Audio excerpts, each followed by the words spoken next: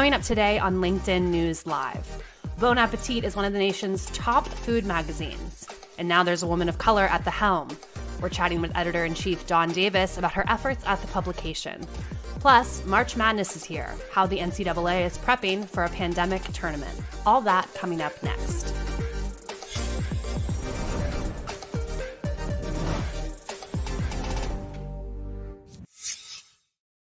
Hello, I'm Caroline Fairchild, and welcome to LinkedIn News Live, where the business conversation begins with you. It's March 16th, and here's a quick look at the top headlines trending right now on LinkedIn. Retail sales fall in February. Millennials are returning to rural roots, and the NCAA preps for March Madness. Let's take a deeper dive into that story. The NCAA's championship basketball tournament, also known as March Madness, is returning this week after a year absence. This time around, the competitions will have a drastically different look to comply with COVID-19 restrictions. Joining us now to discuss is Joe Malarkey, sports editor for us. Joe, it's going to be a different March, a sad March for me. Duke, unfortunately, is not going to be in the tournament this year because of COVID. What are the big changes that we're going to see in the lineup?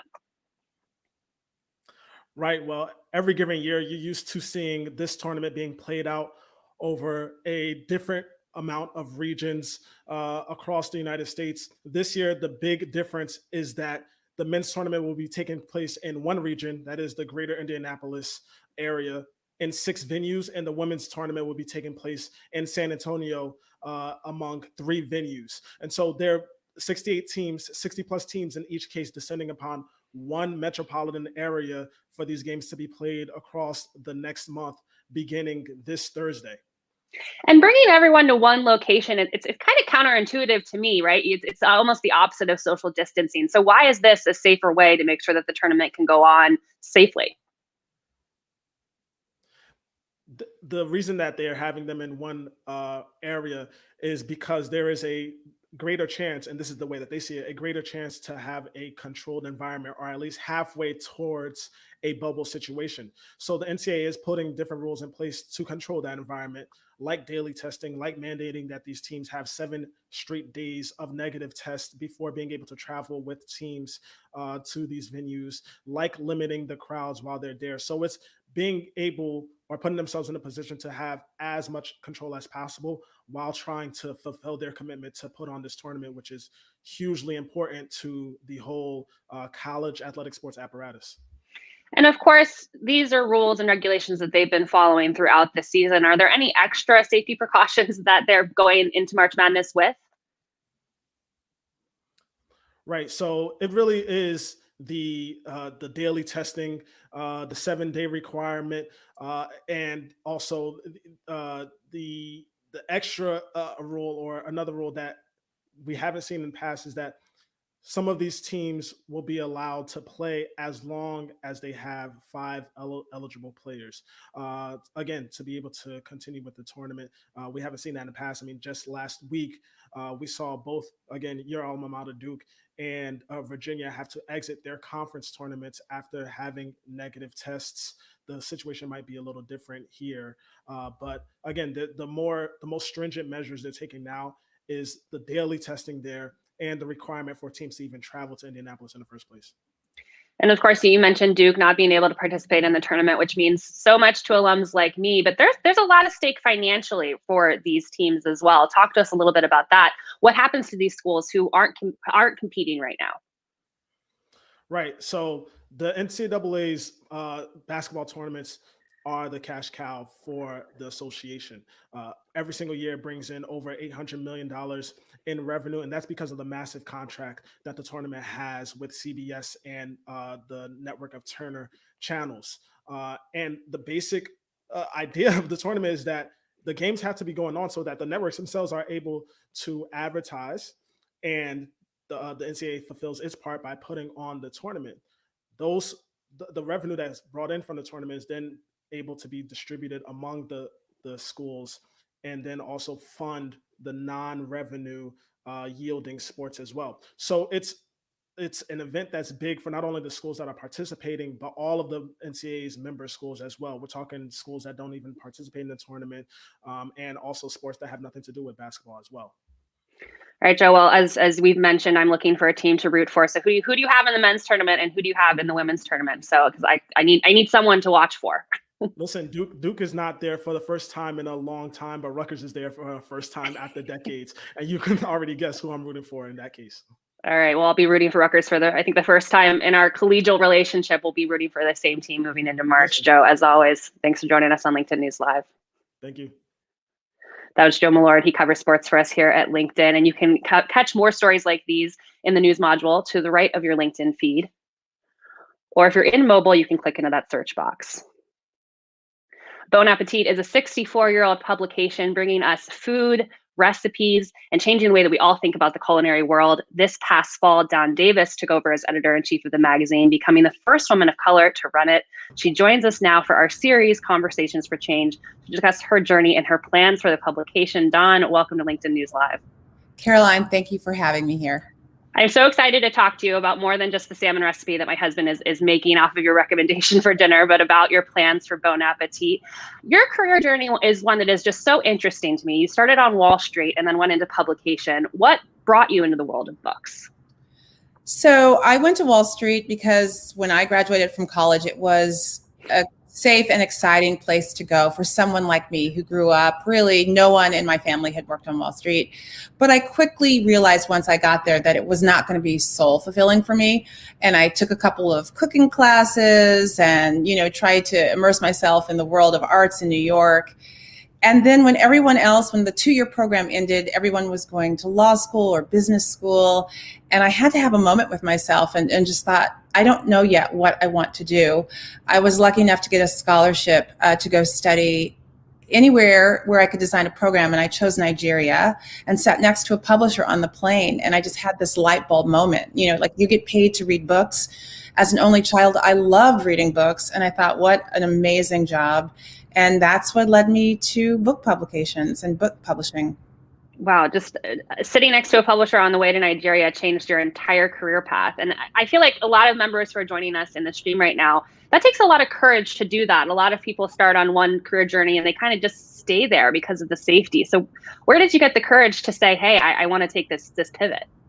Yeah, so I actually said to myself, I thought about it a lot. And I thought, if you can't do it now, I was 22, 23. If you can't do it now, you'll never do it. If you're going to get so tied to the money now, and you will never be able to make this change. And then I also actually talked to Ray McGuire, who's running for mayor in New York, who at the time also worked at First Boston, where I worked. And, I thought I would be, a disappointment, the one person who wasn't taking this baton and going further. And Ray said something that has stayed with me and which I counsel other people, which is to do what you love and success will follow. Because I love books so much, because I love working with authors so much. Even it's a lot of work on the weekends. You don't do a lot of the reading and the editing in the office. I just always had so much joy when I was doing it that it never felt arduous. And so he was right. The success came because I was so immersed in it and I loved it so much. And of course, now you're combining your love of food with your love of the written word as editor-in-chief of Bon Appetit. And Don, when you took over the publication, you said that you hope to explore the importance of food in daily life, which I thought was such an interesting thing to say in a global pandemic where food is very important to everyone's daily life right now, particularly those who are working from home. Since you've started, what are the big trends that you're tracking in terms of how people's relationships with food are changing during this crisis? Well, it's interesting because I was just safely gathering with friends outdoors, took a hike, and one showed pictures of the Whole Foods in this town in New Jersey a year ago. And the shelves were virtually empty. And I think at that moment, we all realized how much we took for granted access to food, how much we took for granted the ability to kind of feed our family for those of us who could do that on a regular basis. And so what this pandemic has shown is we all have a relationship to how we acquire it. And then, of course, suddenly we had to cook 3 meals a day. And as I like to say with teens, we had to cook 4 meals a day, which I really didn't know was a thing because they were eating lunch at their schools. So suddenly we were in the kitchens more. We were, thinking about what to cook next, what to cook for breakfast, how long will this stay fresh, what can I do where I'm doing it with joy and not grudgingly because it's, back in the kitchen we go. And that made me think about access, and the farmers. We were being exposed to the stories about people in the meat processing plants. And I just, even now with this discussion of the vaccine, where do farmers fall on the priority list? Where do grocers fall on the priority list? I just thought that food is really the central hub. And through that lens, we can talk about the world at large. And always, of course, you start it with the turmeric fish that you're going to make, which is so yummy. Always, of course, be food first and recipe forward, but it doesn't mean we can't bring other ideas into the magazine.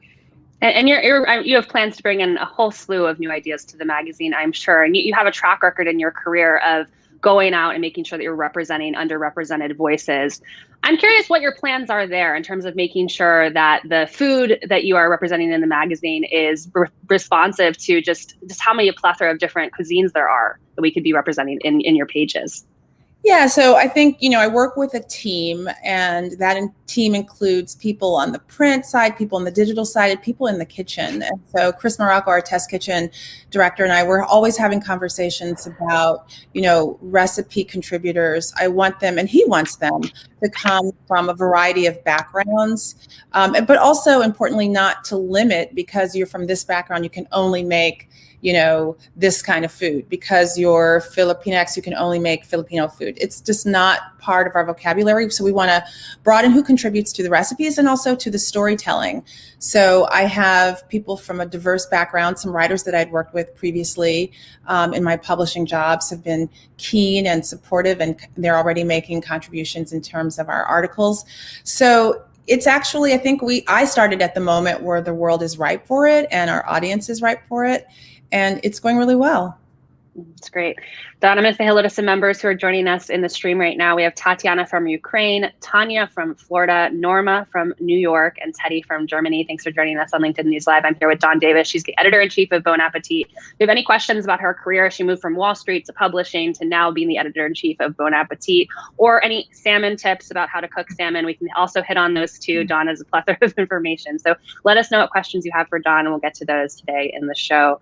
Dawn, I want to talk about you. You said you talk about stepping into this moment right now where the world is ripe for new ideas when it comes to food, but you also stepped into this moment where your predecessor was there for 20 years and now you're the new face in the magazine. What was that like? I just hear from so many members on LinkedIn who have to fill that role of being the new kid on the block and wanting to shake things up.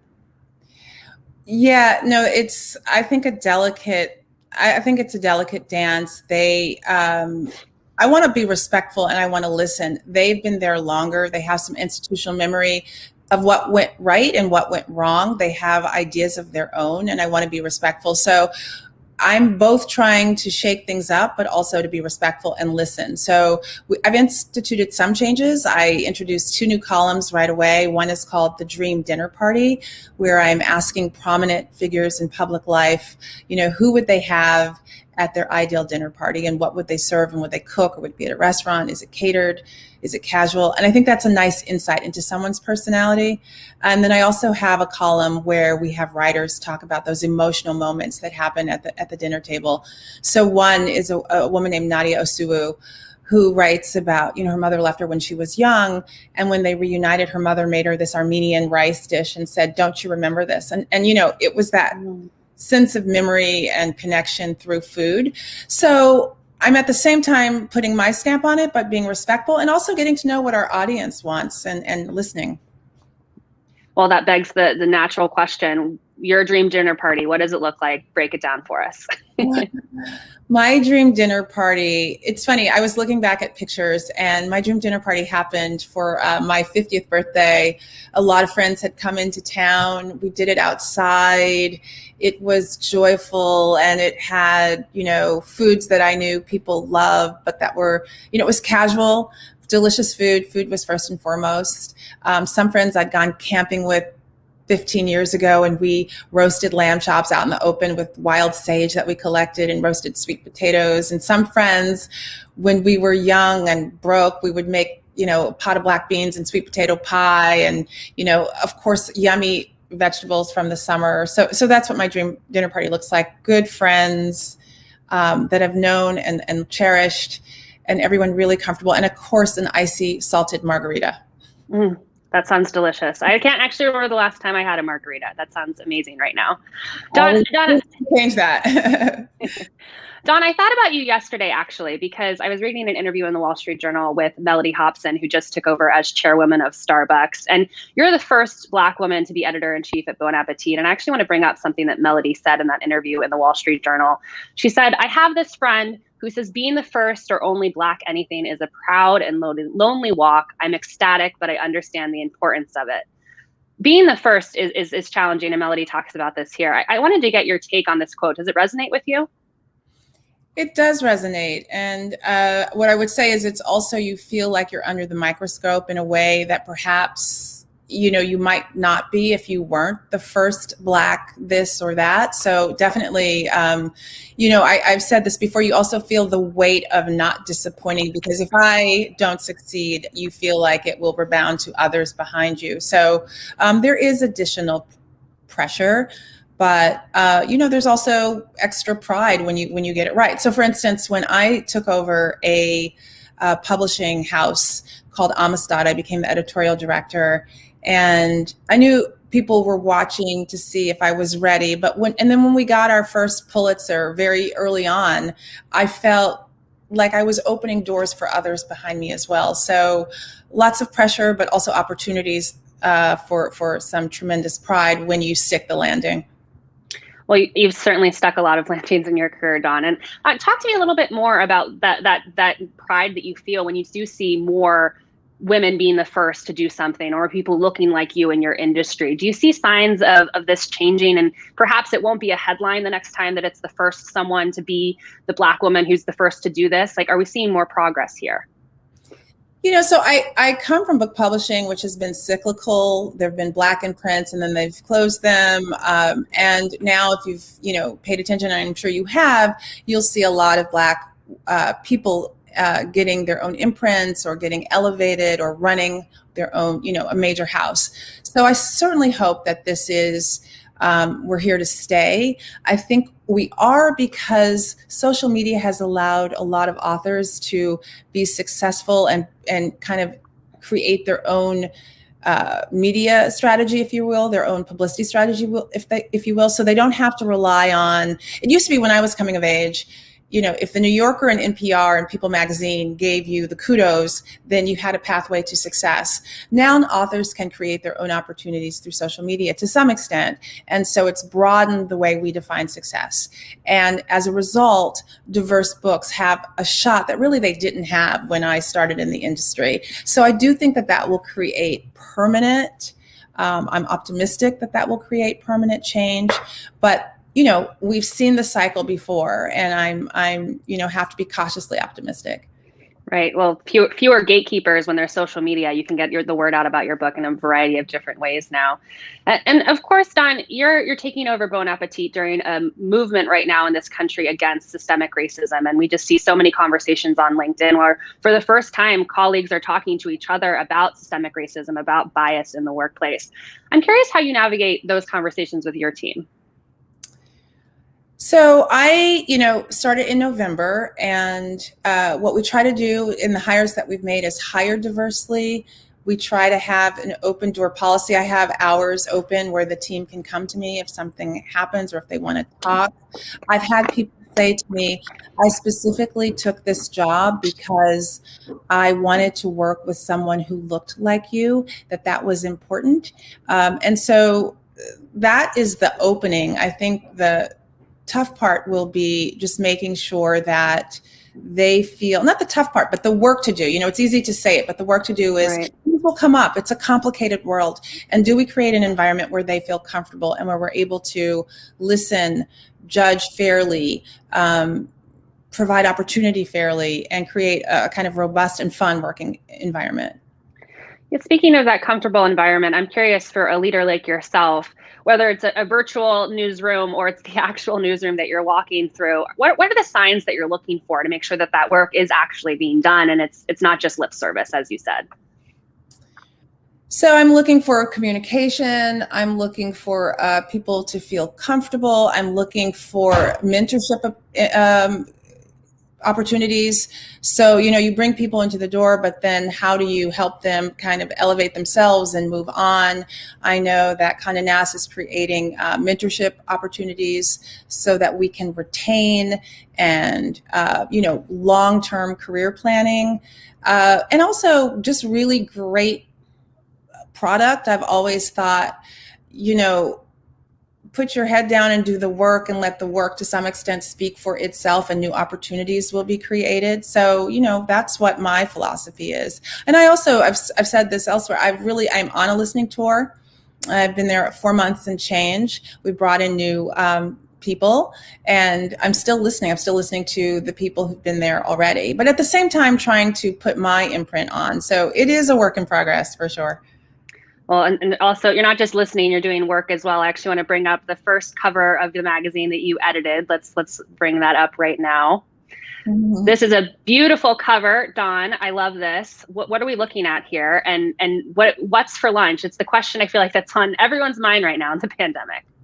No, exactly. So it is a veggie sandwich with avocado, kale, pickled onions. It looks so beautiful. And honestly, Caroline, I thought, I just don't want food on the cover. I want something a little bit more interesting and surprising. And then I saw this, a straightforward food shot. And I saw the sandwich, and it just so captured where I think we are right now as a country, where, I don't know about you, but I used to work in Midtown. I took lunch for granted. Thousands of restaurants, cafes, coffee shops. My kids went to their cafeteria and had lunch. And suddenly this meal that I really didn't give that much thought to was at the center of every day, literally the center of every day. So that was a fun one to put together. We did a lunch package where we came up with quick and easy recipes that you can do in the middle of Zoom calls. And when you saw that on the newsstand, were you able to exhale a little bit? You talked a little bit about the pressure of stepping into this role during a tumultuous time for the magazine. Were you able to exhale a little bit? Have you breathed yet since you started this job? It was a nice exclamation point on a period that had been pretty intense, to start in a pandemic, to get to know your colleagues in a pandemic, to get to know a new, I was a book publisher, and while being a magazine publisher is still media, they're very different. So yeah, it was a nice exhale moment for sure. And I'm super excited as well about the April issue, which just landed. I don't know if I can show it, but it just landed in my box yesterday. So look at that quick sneak peek from Donna Davis of the April cover. Dawn, before I let you go, we are looking forward to a summer, hopefully, where the vaccine is spread out and our relationship with lunch and food is going to change again. What keeps you up at night, and more importantly, what gets you up in the morning? What are you excited about?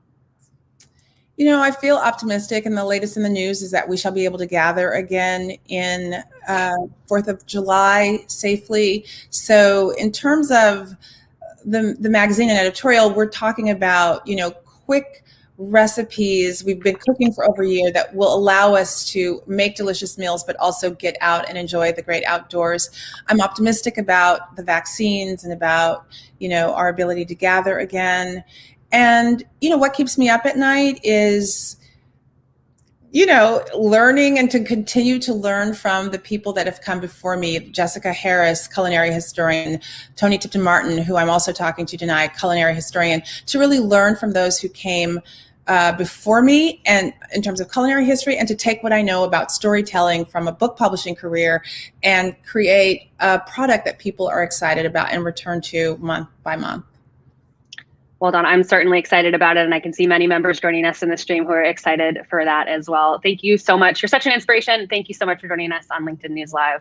Thank you so much, Caroline. Thank you. That was Donna Davis. She's the editor-in-chief of Bon Appétit. All right, tomorrow on LinkedIn News Live, my colleague Devin Banerjee will be chatting with Dr. Kirsten Anderson of CVS Health to talk about COVID-19 vaccine rollouts and what a vaccinated workforce means for us going forward. I'm Caroline Fairchild. Thank you for watching LinkedIn News Live.